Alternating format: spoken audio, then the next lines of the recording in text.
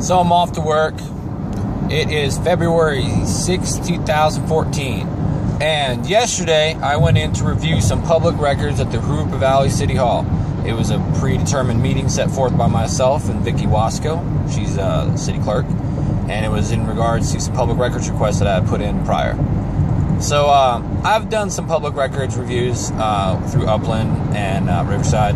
And this is the first time that I have been monitored by law enforcement. I walk into this conference room and there are two sheriff's deputies sitting across the table from me. So I'm like, hey guys, this is really weird, especially considering our previous relationship. And if you could, let me know why you're here, because it's highly irregular and quite frankly unacceptable.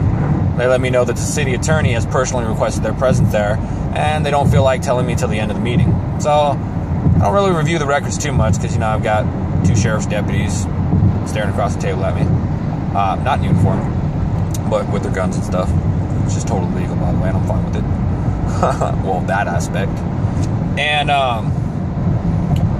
so I finished looking at my records, and, I told them in the meeting, too. I was like, hey, since you guys are here, I like to take pictures and video, so you guys may find yourselves in those videos. And they're like, no, you can't do that. I'm like, since when? So whatever. So I don't record, no audio. And they proceed to tell me when I tell them I'm getting ready to leave, they're like, hey, we want to talk to you afterwards. And I'm like, is this official, unofficial? And they're like, oh, we'd really like to stick around. So I'm like, whatever.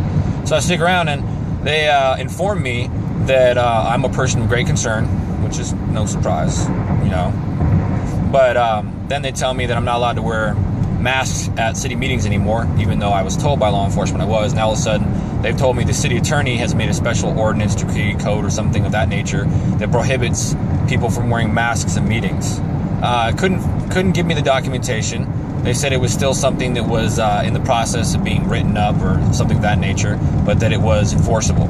So, I didn't go to the city meeting last night, and there won't be any posting of it because of the fact that I wasn't allowed to wear my mask, and quite frankly, I don't feel comfortable or accepted as a person because I'm no longer allowed to wear a mask for an unknown reason. It'll be interesting, I wouldn't lie if I were to say that I'm not thinking about suing Jurupa Valley for this, because I feel it's a violation of my rights, and they're making, personal judgments on me and not accepting me for who I am. It's going to get weird.